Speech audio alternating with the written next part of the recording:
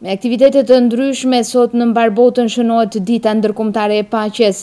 Nxënësit e shkollës së mesme të gjimnazit dhe ata të shkollës së mesme ekonomike ju bashkangjitën shënimit të kësaj dite me një punëtori me temë "Edhe unë dua ajër të pastër", që realizuan në bashkëpunim me Ambasadën e parë për fëmijë në botë me Gjashi në kuadër të hapësirave të shkollës së mesme të gjimnazit.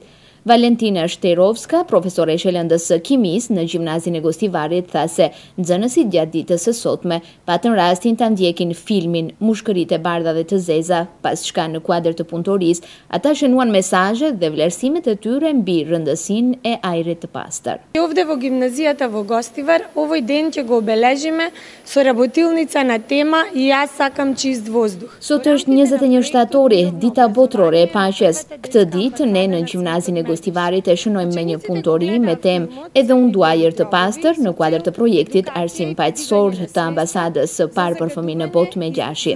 Nxënësit po ashtu ndoqën filmin Mushkëritë e bardha dhe të zeza me qëllim të edukimit dhe ngritjes së vetëdijes për ndotjen dhe rëndësinë e ajrit të pastër për shëndetin ton, dhe më pas vlerësimet e tyre i shprehën me mesazhe dhe vizatime. Kjo punëtori e përbashkët shumë etnike po realizohet me Shkollën e Mesme Ekonomike, e cila gjithashtu është e kyçur në këtë projekt.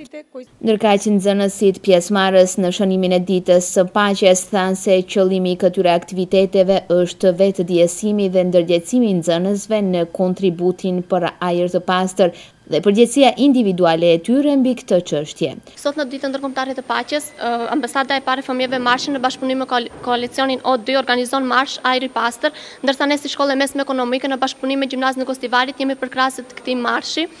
Qëllimi i cilës është vetëdijësimi dhe ndërgjegjësimi i nxënësve si promotor të shoqërisë për rolin ton në kontribut në ruajtjes së ambientit ajrit të pastër dhe përgjegjësia jona individuale. Mateja Popovska, učenik vo gjimnazia.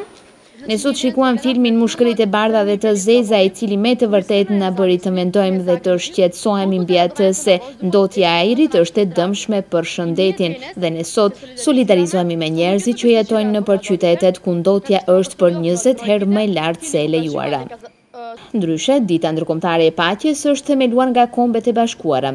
Ishte viti 1954 kur kjo kampane farkuar nga monedhat e mbledhura nga fëmijët e 60 shteteve i udhërua Kombeve të Bashkuara nga shoqata e OKB-s së Japonisë, që atëherë për gjysmë shekulli kampana ka dërguar porosi të fuqishme në mbar botën lidhur me aspiratat e njerëzimit për paqe. Gjatë gjithë kësaj kohe, prej kulminacionit të luftës së ftohtë deri në rritjen e konflikteve për brenda shteteve, nga përhapja e SIDA-s e deri tek terrorizmi, jehona e kambanës ka mbetur e pandryshuar, e qartë dhe e vërtet. Vitin e kaluar në Gostivar, kjo ditë u shënua me një marsh protestues me mesazhe paqeje në të gjitha segmentet e jetës.